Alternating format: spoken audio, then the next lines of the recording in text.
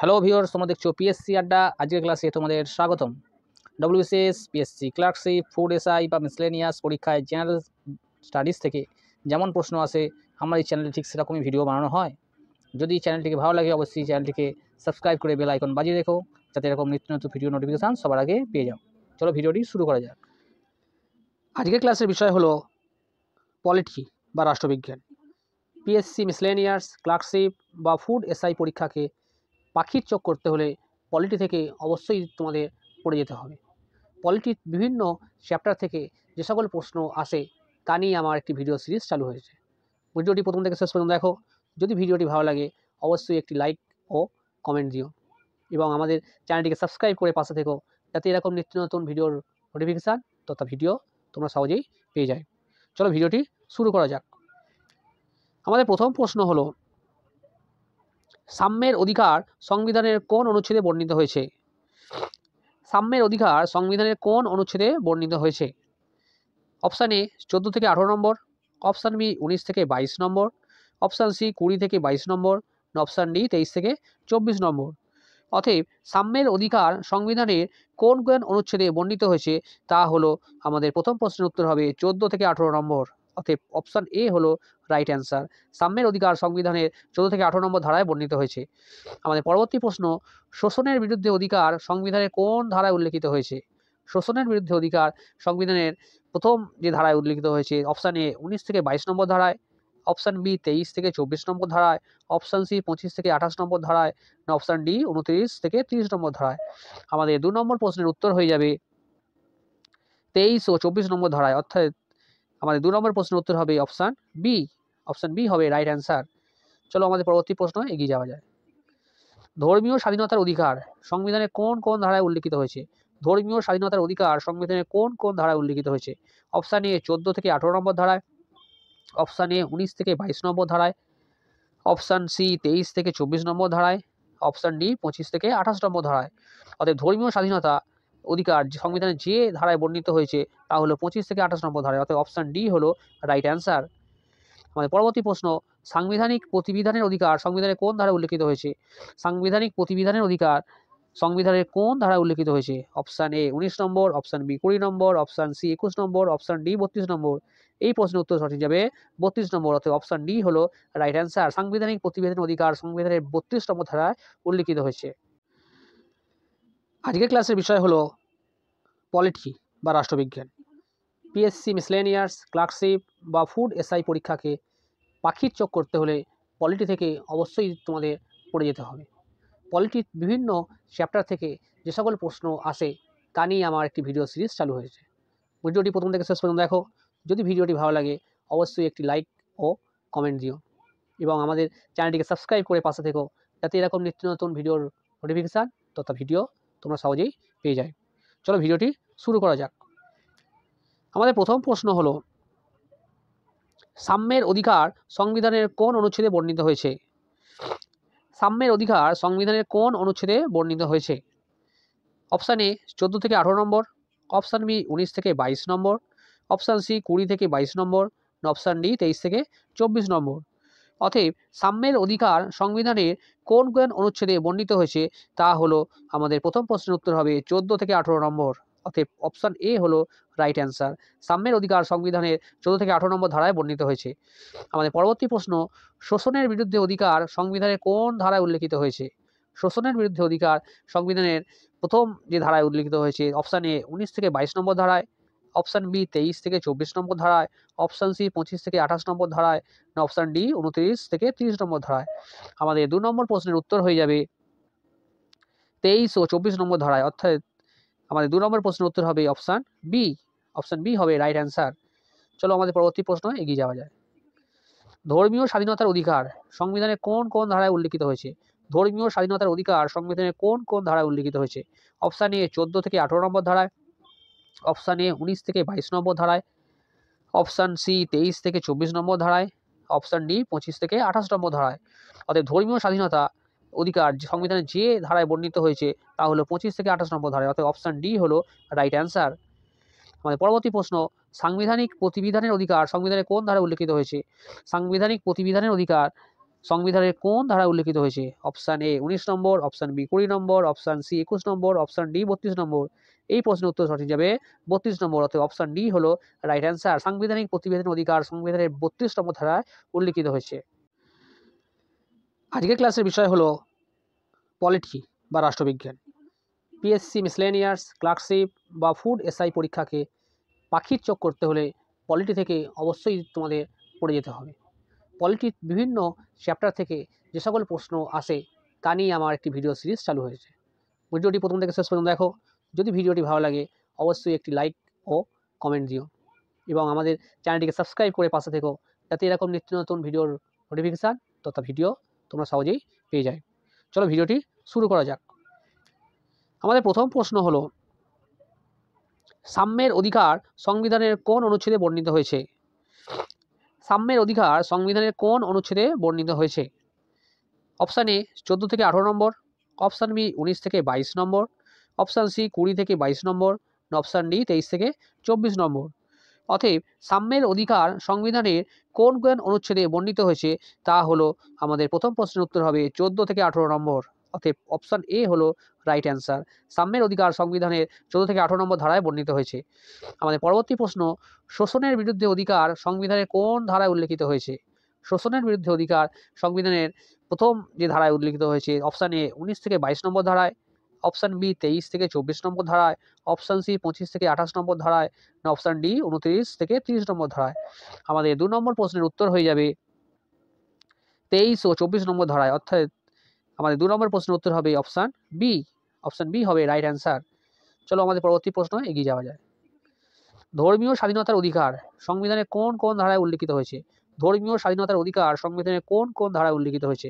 Option A 14 থেকে 18 নম্বর ধারায়, option A 19 থেকে 22 নম্বর ধারায়, অপশান সি 23 থেকে 24 নম্বর ধারায়, অপশান ডি 25 থেকে 28 নম্বর ধারায়। অর্থাৎ ধর্মীয় স্বাধীনতা অধিকার সংবিধানের যে ধারায় বর্ণিত হয়েছে তা হলো 25 থেকে 28 নম্বর ধারায়, অর্থাৎ অপশান ডি হলো রাইট অ্যান্সার। আমাদের পরবর্তী প্রশ্ন, সাংবিধানিক প্রতিবিধানের অধিকার সংবিধানের কোন ধারায় উল্লেখিত হয়েছে? সাংবিধানিক প্রতিবিধানের অধিকার সংবিধানের কোন ধারায় উল্লেখিত হয়েছে? অপশান এ 19 নম্বর, অপশান বি 20 নম্বর, অপশান সি 21 নম্বর, অপশান ডি 32 নম্বর। এই প্রশ্নের উত্তর সঠিক যাবে 32 নম্বর, অর্থাৎ অপশান ডি হলো রাইট অ্যান্সার। সাংবিধানিক প্রতিবিধানের অধিকার সংবিধানের 32 নম্বর ধারায় উল্লেখিত হয়েছে। আমাদের পরবর্তী প্রশ্ন হলো, মৌলিক অধিকারের মুখ্য উদ্দেশ্য হলো কি? মৌলিক অধিকারের মুখ্য উদ্দেশ্য হলো বিচার বিভাগের নিরাপত্তাকে নিশ্চিত করা, সমাজতান্ত্রিক রাষ্ট্র প্রতিষ্ঠা করা, ব্যক্তিগত স্বাধীনতাকে নিশ্চিত করা, না উপরোক্ত কোনোটিই নয়। আমাদের 5 নম্বর প্রশ্নের উত্তর হবে মৌলিক অধিকারের মুখ্য উদ্দেশ্য হলো ব্যক্তিগত স্বাধীনতা নিশ্চিত করা, অর্থাৎ অপশান সি হলো রাইট অ্যান্সার, ব্যক্তিগত স্বাধীনতাকে নিশ্চিত করা। আমাদের পরবর্তী প্রশ্ন হলো, সংবিধানের কোন কোন ধারা কোনো অবস্থাতেই স্থগিত রাখা যায় না? ইট ইস মোস্ট ইম্পর্টেন্ট প্রশ্ন, যে সংবিধানের কোন কোন ধারা কোনো অবস্থাতেই স্থগিত রাখা যায় না। অপশান এ 14 ও 15 নম্বর ধারা, অপশান বি 16 ও 17 নম্বর ধারা, অপশান সি 20 ও 21 নম্বর ধারা, অপশান ডি 29 ও 34 নম্বর ধারায়।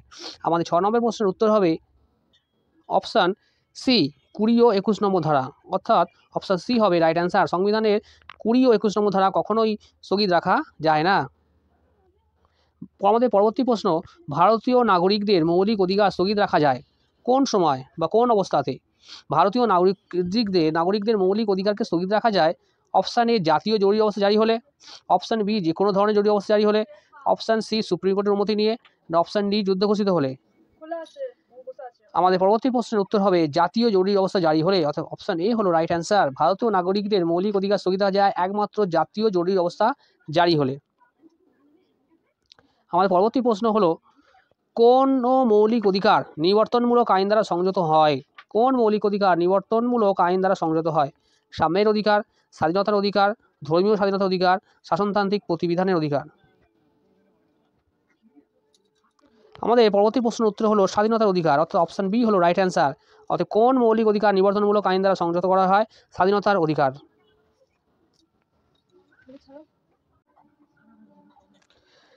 আমাদের পরবর্তী প্রশ্ন হলো, মৌলিক অধিকার রদ করতে পারেন কে? মৌলিক অধিকারকে রদ করতে পারেন কে? অপশান এ রাষ্ট্রপতি, অপশান বি মুখ্যমন্ত্রী, অপশান সি হাইকোর্ট, আর অপশান ডি রাজ্যপাল। আমাদের পরবর্তী প্রশ্নের উত্তর হবে রাষ্ট্রপতি, অর্থাৎ অপশান এ হলো রাইট অ্যান্সার। অপশান এ হলো রাইট অ্যান্সার, রাষ্ট্রপতি মৌলিক অধিকারকে রদ করতে পারেন। আমাদের পরবর্তী প্রশ্ন, নিম্নলিখিত মৌলিক অধিকারগুলির মধ্যে কোনটি বিদেশিরাও পেতে পারেন? নিম্নলিখিত অধিকারগুলির মধ্যে কোনটি বিদেশিরা পেতে পারেন? বাক ও মতামত প্রকাশের স্বাধীনতা, সরকারি চাকরি পাওয়ার অধিকার, চলাচল ও বসবাস ও পেশার স্বাধীনতা, না শোষণের বিরুদ্ধে অধিকার? আমাদের পরবর্তী প্রশ্নের উত্তর হবে শোষণের বিরুদ্ধে অধিকার, অর্থাৎ অপশান ডি হলো রাইট অ্যান্সার। অপশান ডি অর্থাৎ শোষণের বিরুদ্ধে অধিকার, এই মৌলিক অধিকারটি বিদেশিরাও এটা ভোগ করতে পারেন। আমাদের পরবর্তী প্রশ্ন হলো কোন মৌলিক অধিকার অনুযায়ী শিখরা তাদের কৃপানকে বহন করতে পারে? অতএব বিভিন্ন সেনাবাহিনীতে দেখা যায় বিভিন্ন মেজর পদে বা যে সকল শিখদের দেখা যায় তারা মাথায় কৃপান বহন করতে পারে। এটা কোন ধর্মীয় স্বাধীনতার অধিকার দেওয়া হয়? অপশান এ ধর্মীয় স্বাধীনতার অধিকার, অপশান বি স্বাধীনতার অধিকার, অপশান সি সাম্যের অধিকার, না অপশান ডি সংস্কৃতি ও শিক্ষা বিষয়ক অধিকার? আমাদের 11 নম্বর প্রশ্নের উত্তর হবে ধর্মীয় স্বাধীনতার অধিকার, অর্থাৎ অপশান এ হলো রাইট অ্যান্সার। এই অপশান এ অর্থাৎ ধর্মীয় স্বাধীনতা অধিকারের কারণেই শিখরা তাদের কৃপান বহন করতে পারেন। আমাদের পরবর্তী প্রশ্ন হলো বর্তমানে সম্পত্তির অধিকার হলো একটি আইনগত অধিকার, একটি মৌলিক অধিকার, একটি মানবাধিকার, না প্রাকৃতিক অধিকার? বর্তমানে সম্পত্তির অধিকার হলো এই প্রশ্নের উত্তরটি হবে একটি আইনগত অধিকার। অপশান এ হলো রাইট অ্যান্সার। আমরা প্রত্যেকেই জানি যখন মৌলিক অধিকার সংবিধানে লিপিবদ্ধ হয়েছিল তখন 7টি মৌলিক অধিকার ছিল, তার মধ্যে সম্পত্তির অধিকারও একটি অন্যতম অধিকার ছিল। কিন্তু পরবর্তীকালে সংবিধান সংশোধনীর মাধ্যমে এই সম্পত্তির অধিকারটিকে মৌলিক অধিকার থেকে বাদ দিয়ে একটি আইনগত অধিকারে পরিবর্তন করা হয়।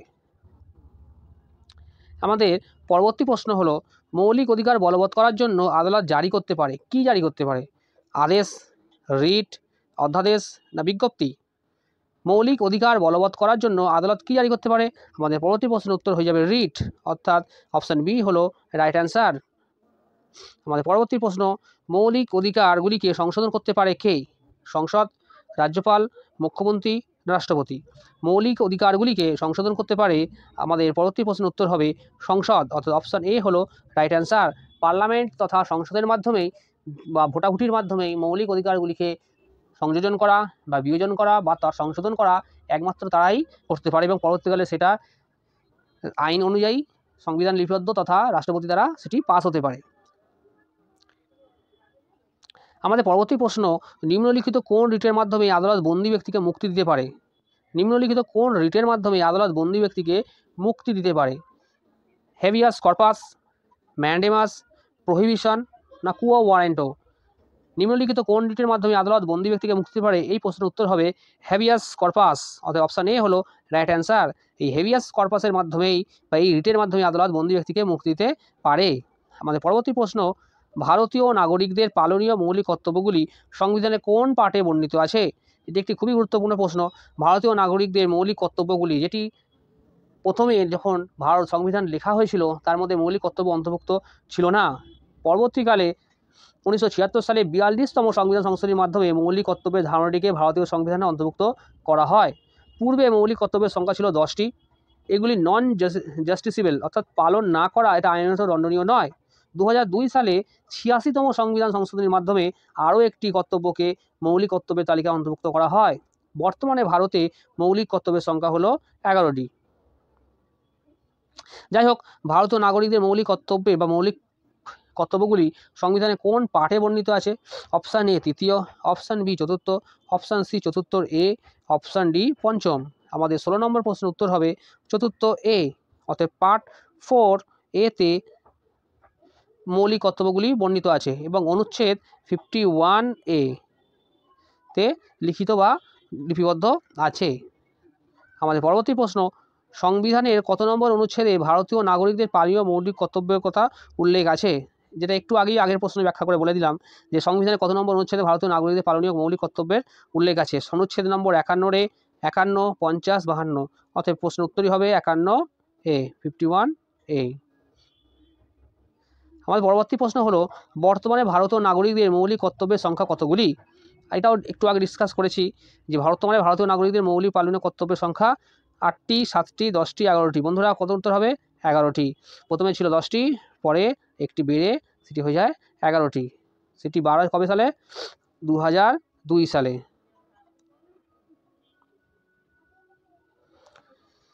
আমাদের পরবর্তী প্রশ্ন হলো সংবিধানে মৌলিক কর্তব্যের ধারণার অন্তর্ভুক্তির প্রধান কারণ কি? সংবিধানের মৌলিক কর্তব্যের ধারণার অন্তর্ভুক্তির কারণ কি? কি কারণে এটি অন্তর্ভুক্ত করা হয়েছিল? মৌলিক অধিকারের অপব্যবহার রোধ করা, অসাংবিধানিক কার্যকলাপকে সংযত করা, শাসন বিভাগের বর্ধিত ক্ষমতা সংযত করা, না মৌলিক অধিকারকে অর্থবহ করা। ভারতীয় সংবিধানের মৌলিক কর্তব্যের ধারণার অন্তর্ভুক্তির প্রধান কারণ হলো অসাংবিধানিক কার্যকলাপকে সংযত করা, অর্থাৎ অপশন বি হলো রাইট অ্যান্সার। সংবিধানের মৌলিক কর্তব্যের ধারণার অন্তর্ভুক্তির প্রধান কারণ হলো অসাংবিধানিক কার্যকলাপ সংযত করা। আমাদের পরবর্তী প্রশ্ন হলো কোন কমিটির সুপারিশ অনুযায়ী ভারতীয় সংবিধানের মৌলিক কর্তব্যের ধারণার অন্তর্ভুক্ত হয়? কোন কমিটির সুপারিশ অনুযায়ী? Sharan Singh committee, Ashok Mehta committee, Sarkaria commission, না বলরাম জাখড় কমিটি? আমাদের 20 নম্বর প্রশ্নের উত্তর হবে শরণ সিং কমিটি, অর্থাৎ অপশন এ হলো রাইট অ্যান্সার। শরণ সিং কমিটির সুপারিশ অনুযায়ী ভারতীয় সংবিধানকে মৌলিক কর্তব্যের অন্তর্ভুক্ত করা হয়। আমাদের পরবর্তী প্রশ্ন হলো ভারতীয় নাগরিকত্ব লাভের ক্ষেত্রে নিম্নের কোন বিষয়টি প্রযোজ্য নয়? ভারতীয় নাগরিকত্ব লাভের ক্ষেত্রে নিম্নের কোন বিষয়টি প্রযোজ্য নয়? জন্মসূত্র, নথিভুক্তকরণ, দেশীয়করণ, না সম্পত্তি ক্রয়? এই চারটি অপশনের মধ্যে অপশন ডি হলো রাইট অ্যান্সার, অর্থাৎ সম্পত্তি ক্রয়। সম্পত্তি ক্রয় করলেই ভারতীয় নাগরিকত্ব লাভ করা যায় না। আমাদের পরবর্তী প্রশ্ন হলো কোন মামলায় সুপ্রিম কোর্ট রায় দেয় যে সংসদ মৌলিক অধিকারকে সংশোধন করতে পারবে না? কোন মামলার সুপারিশে বা রায়ে বলা হয় যে সংসদ মৌলিক অধিকারকে সংশোধন করতে পারবে না? সেটি হলো শঙ্করী প্রসাদ মামলা, সজ্জন সিং মামলা, কেশবানন্দ ভারতী মামলা, না গোলকনাথ মামলা? আমাদের 22 নম্বর প্রশ্নের উত্তর হবে গোলকনাথ মামলা। এই গোলকনাথ মামলায় সুপ্রিম কোর্ট রায় দিয়েছিল যে মৌলিক অধিকারকে সংশোধন করার অধিকার সংসদের নাই, অর্থাৎ উত্তর হবে গোলকনাথ মামলা, অপশন ডি। আমাদের পরবর্তী প্রশ্ন হলো কত নম্বর ধারায় মুদ্রাযন্ত্র ও সংবাদপত্রের স্বাধীনতা স্বীকৃত হয়েছে? অপশান এ 19 নম্বর ধারায়, অপশান বি 28 নম্বর ধারায়, অপশান সি 20 নম্বর ধারায়, অপশান ডি 21 নম্বর ধারায়। অতএব আমাদের পরবর্তী প্রশ্নের উত্তর হবে 19 নম্বর ধারায়, অতএব অপশান এ হলো রাইট অ্যান্সার। তাহলে 19 নম্বর ধারায় মুদ্রাযন্ত্র ও সংবাদপত্রের স্বাধীনতা স্বীকৃত হয়েছে, অর্থাৎ 19 নম্বর ধারায় আমাদের বাক স্বাধীনতা ও মতামত প্রকাশের স্বাধীনতা স্বীকৃত হয়েছে।